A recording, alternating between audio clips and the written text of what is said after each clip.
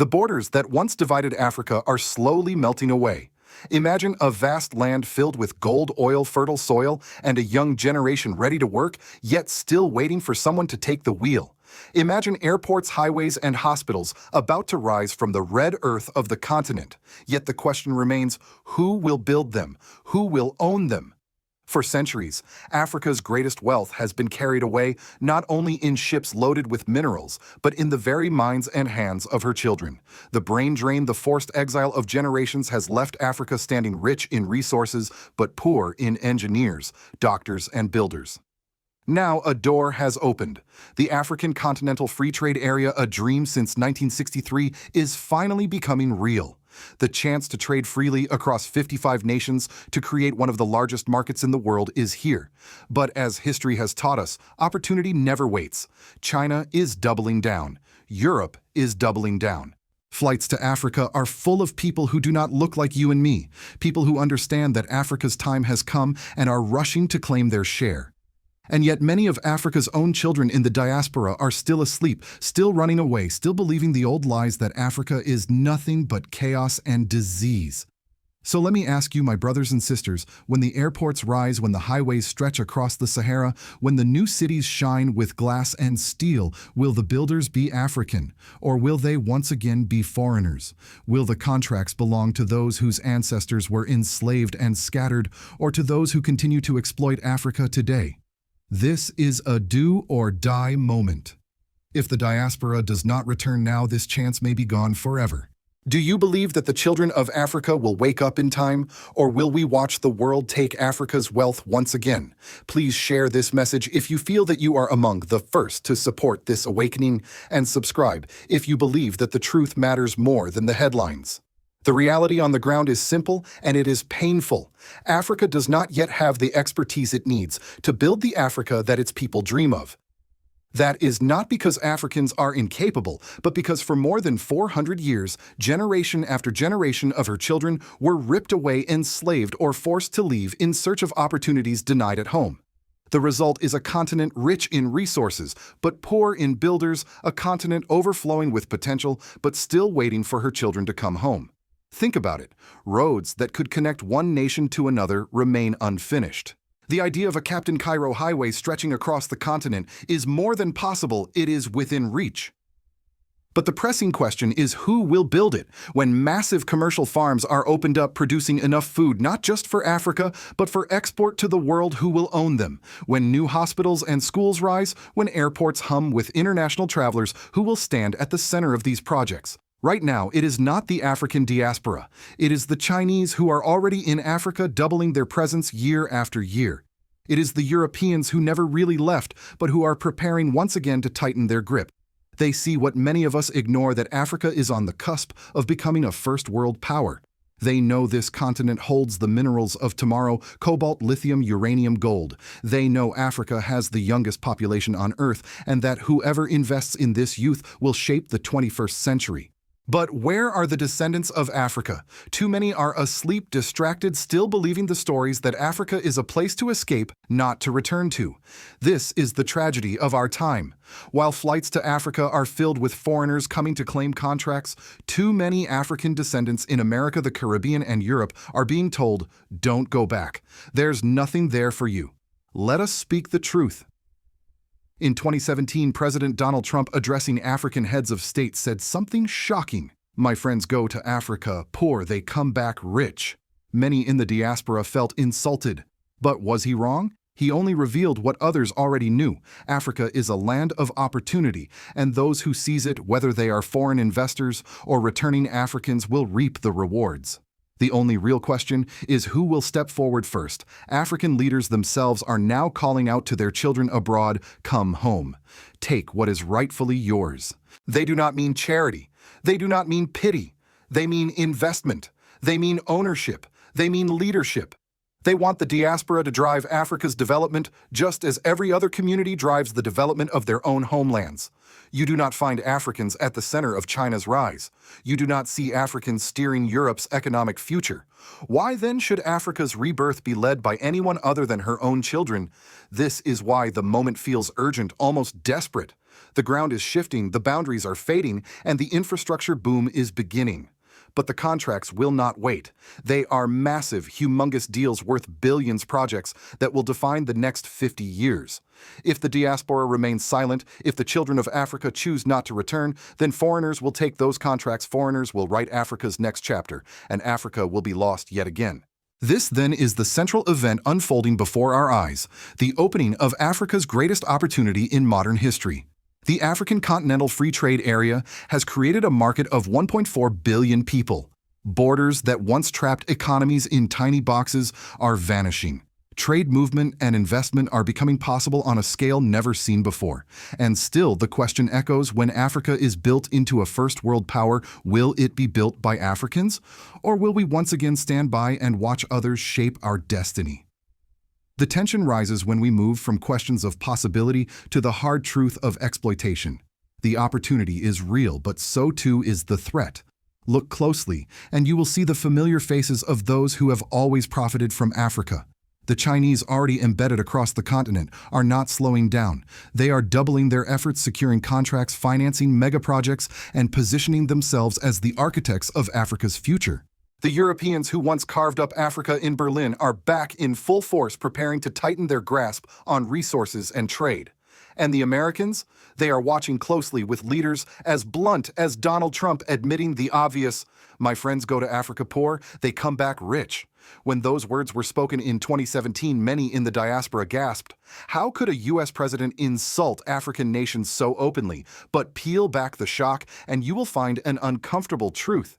He was not inventing a lie, he was describing a system in which Africa's wealth flows outwards, enriching everyone but Africans themselves. A system that continues because too many of Africa's own children remain distant, uninvolved, absent from the driver's seat. And nowhere is this system more brutal, more blatant than in the relationship with France. For decades, African nations tied to the CFA franc have been bled dry. More than 500 billion is taken from Africa every single year. The rules are chilling. 85% of reserves must be held in Paris. Accessing your own money requires permission. At best, you can borrow 20% of what you already deposited at commercial interest rates, turning your own wealth into a debt. France reserves the right to train your army to invade if it feels its interests threaten, to claim first rights to all major contracts and minerals, discovered or undiscovered. Imagine being a president under such terms. What power do you truly have? You are a leader with your hands tied behind your back. This is not history. It is reality right now. And when the numbers are broken down, the robbery is staggering. For every $14 billion France takes out by the time it is invested, it multiplies into $300 billion. Africans are left scrambling under the table, fighting for scraps, while the real feast takes place far above.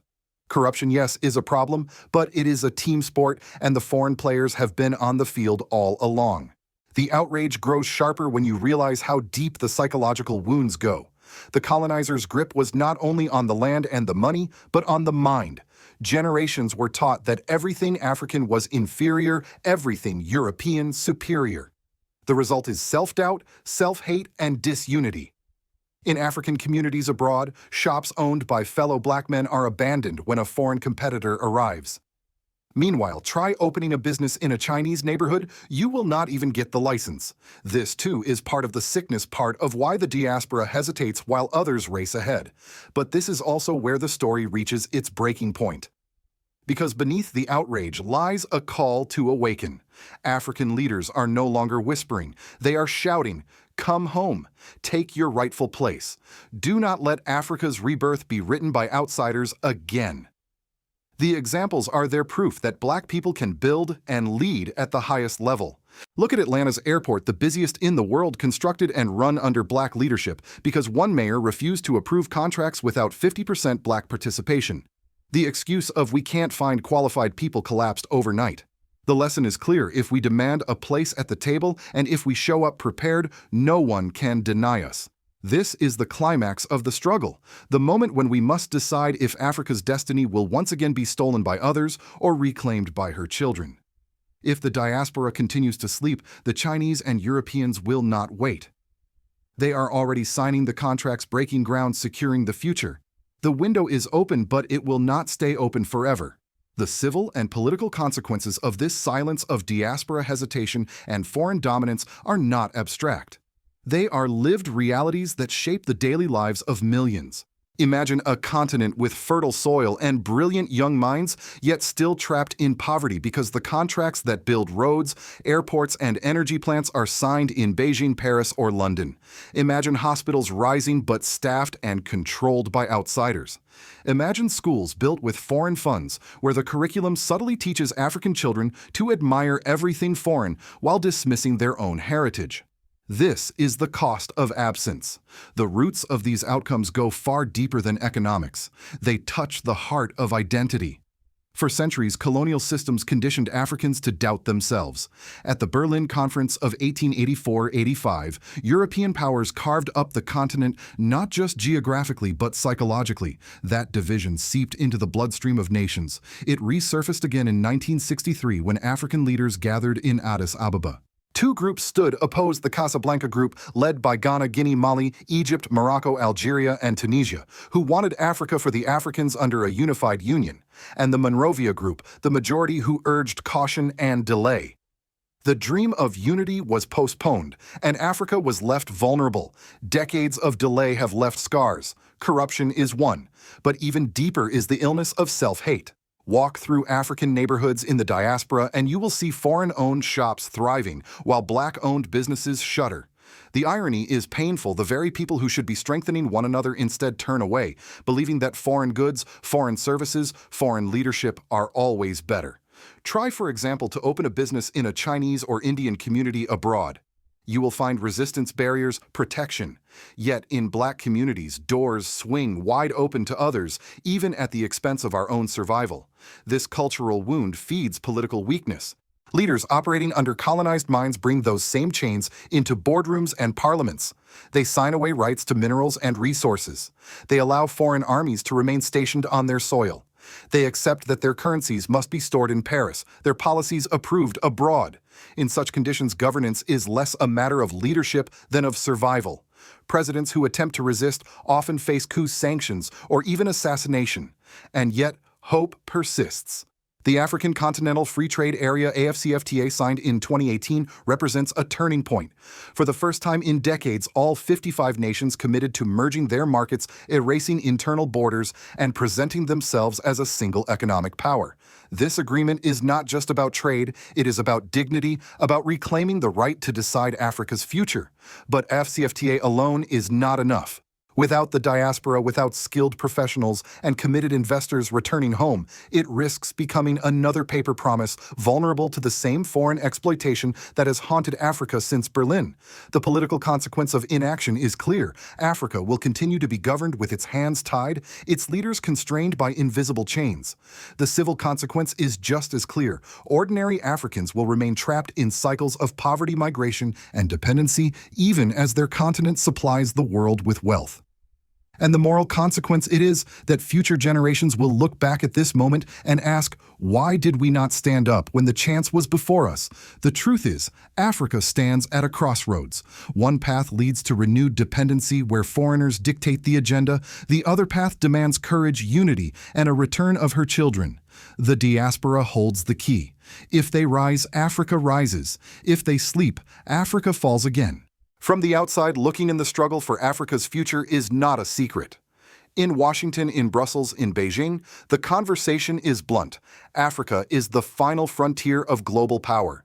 Whoever controls Africa's resources, its markets, and its people will shape the balance of the 21st century. That is why we see foreign flights packed with business leaders, engineers, and contractors, while many Africans in the diaspora still hesitate to board. For the United States, the dilemma is sharp. On one hand, American leaders cannot ignore Africa's wealth. Its gold, cobalt, uranium, and rare earth minerals are critical to the technologies that define modern life, from smartphones to electric cars to military satellites. On the other hand, America fears that it is already losing ground. China has poured billions into roads, ports, and railways. Russia is building security alliances. Europe is clinging to old colonial privileges, especially France, which still drains hundreds of billions each year. Washington watches, wary, sometimes frustrated, but also opportunistic. President Trump's words in 2017, "My friends go to Africa poor, they come back rich," were not just an insult, they were a revelation. They exposed how openly Africa is seen as a treasure chest to be emptied. And yet for Americans over 60, those words carry a different weight. They remind us of the same rhetoric used in past centuries about the American frontier, a land of wealth for those bold enough to seize it regardless of who was displaced or exploited. The same story is being repeated in Africa, only now it is told with a global audience. Across the Atlantic, Europe is doubling down. The European Union speaks of partnership, but its policies still tilt heavily toward extraction and control. France, in particular, guards its sphere of influence with military bases and financial chains. For every African who doubts their homeland, there is a French or German company rushing in to claim another contract. The hypocrisy is staggering. Africans abroad are told Africa is unstable and hopeless, while Europeans quietly bet their futures on its success. China, meanwhile, has moved with relentless strategy. Unlike the West, Beijing does not dress its intentions in the language of democracy or charity. It builds airports, highways, and power plants, and in return secures access to resources and markets. To many Africans on the ground, this deal feels more tangible, more immediate. But to the diaspora, it raises an urgent question. Will the future of Africa be designed in Beijing's boardrooms instead of Ouagadougou or Lagos? The global reactions converge on one truth: the world needs Africa. Without African resources, economies stall. Without Africa's markets, industries shrink. But Africa does not need the world in the same way. The real tragedy is that this truth is clearer in Washington, Paris, and Beijing than it is in Brooklyn, Atlanta, or London's Brixton. The African diaspora scattered across the globe often underestimates its own power, forgetting that it is both heir and stakeholder in the continent's rebirth. This is why leaders like Ibrahim Traoré in Burkina Faso capture attention far beyond their borders. His defiance against imposed systems, his push for sovereignty, reminds the world that Africans are capable of setting their own agenda.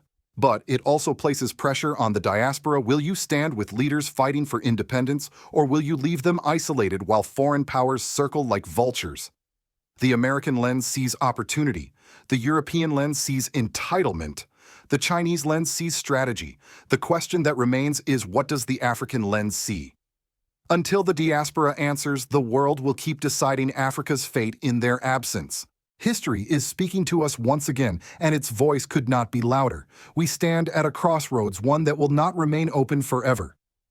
On one path lies renewal, and Africa led by her own children at home and abroad, shaping their destiny with pride and unity.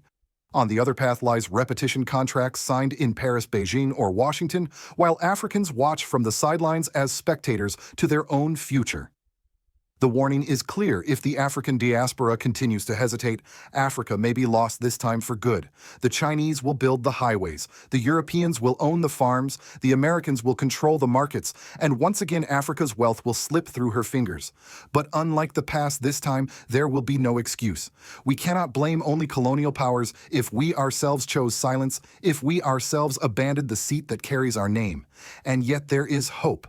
There is still a window of opportunity, but it requires courage. It requires the diaspora to look in the mirror and see not only survivors of slavery and colonialism, but heirs of the richest continent on earth. It requires rejecting the disease of self-hate, of believing that everything foreign is better. It requires standing shoulder to shoulder with Africans on the ground, bringing knowledge, capital, and vision to match their courage and determination. Consider what is already happening. Leaders like Ibrahim Traoré in Burkina Faso are defying the systems designed to keep Africa poor and dependent. They are reclaiming resources, rewriting contracts, and demanding respect. But no leader, however bold, can succeed alone. Without the diaspora returning in spirit, in investment, in solidarity, these efforts will be outnumbered and outgunned. Africa needs her children back, not tomorrow, not in theory, but now. So I leave you with this question: when your grandchildren ask what you did when Africa's door finally opened, what will you say? Did you stand aside, convinced it was someone else's responsibility? Or did you rise, reclaim what was rightfully yours, and help write a new chapter of dignity, sovereignty, and unity? This is the do-or-die moment. Share this message if you believe you are among the first to awaken to Africa's call. Subscribe if you believe that truth matters more than headlines, and that our voices must no longer be silent. Because the world needs Africa. But Africa, my brothers and sisters, does not need the world, and the time to prove it is now.